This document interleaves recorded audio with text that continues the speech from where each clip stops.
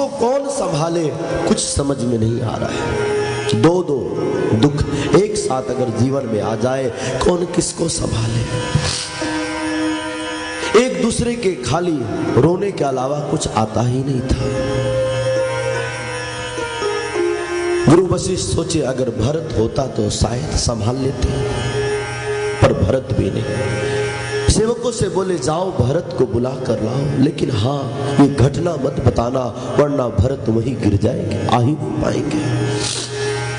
सेवक ननिहाल पहुंचे भरत श्री के और भरत श्री से बोले भरत भैया जल्दी चले आओ, गुरु वशिष्ठ ने बुलाया है। भरत ने शत्रुघ्न को देखा और कहा शत्रुघ्न आज तक ऐसा नहीं हुआ कभी कि पिताश्री और भैया के रहते हुए गुरु वशिष्ठ मुझे बुलाए। सिपाही सैनिक सेवक सर झुकाकर क्यों बोल रहे हो, सर उठाकर बोलो, बात क्या है। गुरु वशिष्ठ ने कहा था आंसुओं को रोक लेना। सेवक और झुक गया, कहीं नजर से नजर मिली और आंसू टपक गए तो क्या जवाब दूंगा, झूठ नहीं बोल पाऊंगा। बोले भरत भैया गुरु की यही आज्ञा है कि आप भरत तक संदेशा पहुंचाएं और एक संदेश वाहक का यही धर्म होता है। बड़ी कृपा आपकी मेहरबानी, अगर आप जल्दी चले तो। भरत समझ गए, बोले शत्रुघ्न जल्दी चल भाई, कुछ घटा है निश्चित, यह सिपाही का चेहरा बता रहा, मैं पढ़ लिया। और दोनों भाई रथ पर बैठे सैनिक के संग चल दिए। जितना तेजी से घोड़े को दौड़ा सके उतने तेजी दौड़ाते हुए जब अवध पहुंचे, जब अयोध्या की नगरी को देखे सारा सूना है माहौल, सभी लोग अपने अपने घर में बैठकर रो रहे हैं। रोने की आवाज भरत श्री सुने, घबराए, बोले शत्रुघ्न जरूर कुछ घटा, ये सिपाही बोल नहीं रहा है। आज जब से मेरा होश आया तब से लेकर आज तक ऐसा मैंने कभी नहीं देखा। अयोध्या का वातावरण तो लोग नाचते और गाते रहते हैं, लेकिन यहाँ का तो बाजार भी बंद है, कुछ नहीं पता। और भरत श्री जड़ से रोके रथ और बोले शत्रुघ्न चल मां कैकेयी के पास। जब कैकेयी के कक्ष में सबसे पहले गए तो कुछ विद्वानों को ऐसा लगा कि कहीं भरत और कैकेयी मिले हुए तो नहीं है, लेकिन ऐसी बात नहीं है। दोपहर का वक्त था, वो रोटी खाने का वक्त, भोजन का वक्त, और भोजन के वक्त महाराज सम्राट दशरथ, तीनों महारानियां कौशल्या कैकेयी सुमित्रा और चारों भाई राम लक्ष्मण भरत शत्रुघ्न एक साथ कैकेयी के कक्ष में ही भोजन करते थे। दोपहर का भोजन कैकेयी के कक्ष में। तो भरत श्री ने सोचा कि सभी लोग यहां मौजूद होंगे, पता चल जाएगा बात क्या है। लेकिन जैसे भरत श्री पहुंचे और जैसे मां का वस्त्र देखे चौंके, बोले मां ये क्या।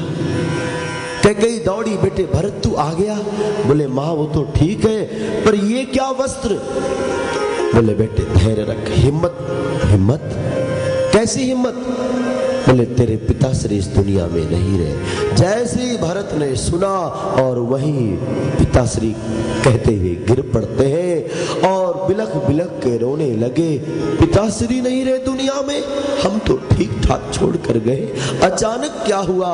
और कवि ने लिखा तात तात हा तात पुकारी, तात तात हा तात पुकारी, तात तात हा तात पुकारी। वो पड़े भूमि तल व्याकुल भारी, तात तात हा तात पुकारी, पड़े भूमि तल व्याकुल भारी, पड़े भूमि तल व्याकुल भारी। भूमि पर गिर के तड़पने लगे पिता श्री के नाम लेकर। कैकेयी ने सर पे हाथ रखा, बेटे शांत हो जा। बोले माँ कैसे शांत हो सकता? तात तात हा तात पुकारी, तात तात हा तात पुकारी।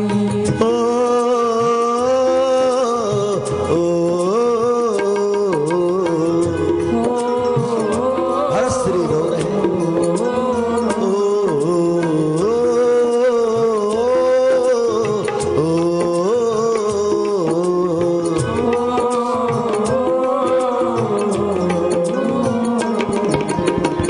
लेकिन माँ भैया नहीं दिख रहे।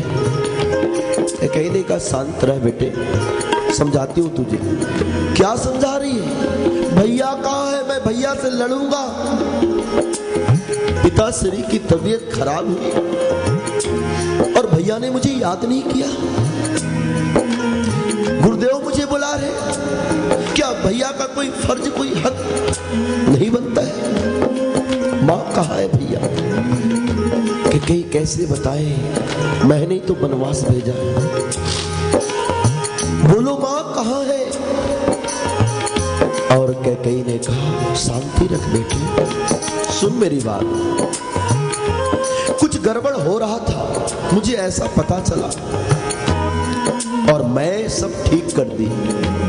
क्या गड़बड़ क्या ठीक? बोले मंत्रा की सहायता से मैंने सब ठीक कर दिया। कवि ने कहा तात बात में सकल सवारी, तात बात में सकल सवारी।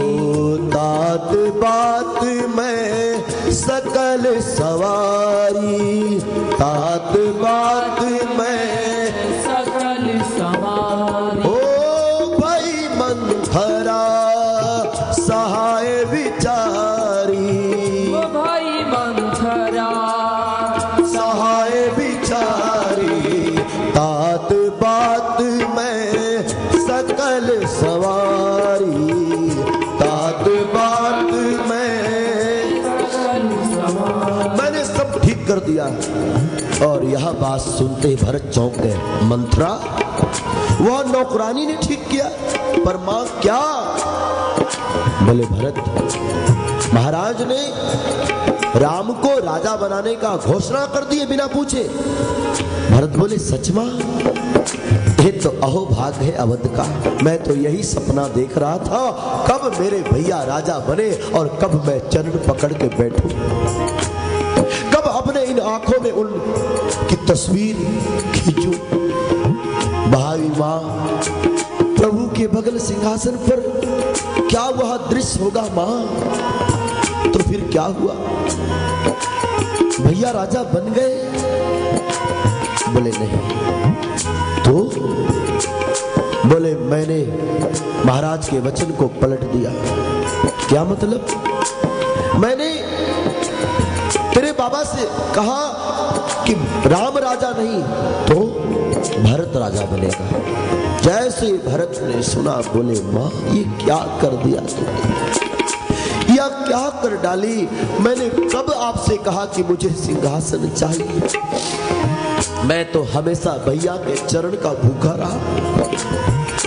कहा वो लखन दिन भर सेवा करता रहता है, मैं चाहते हुए भी चरण नहीं छू सकता हूं। इसी बहाने भैया जब सिंहासन पर बैठते तो मैं चरण दबाता, और तुमने मेरे लिए मांग लिया। मां तुमने ठीक नहीं किया, पर अभी भी कुछ नहीं बिगड़ा। पैर पकड़ के कह दूंगा, भैया मैंने कभी नहीं कहा इसको, ये तो इसकी फतूर मंत्रा की सोच। और मुझे विश्वास है अपने भाई पर, वो मुझे माफ कर देंगे। कहा है?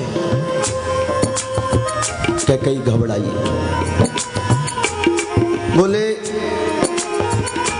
राम यहां नहीं है। तो कहां है?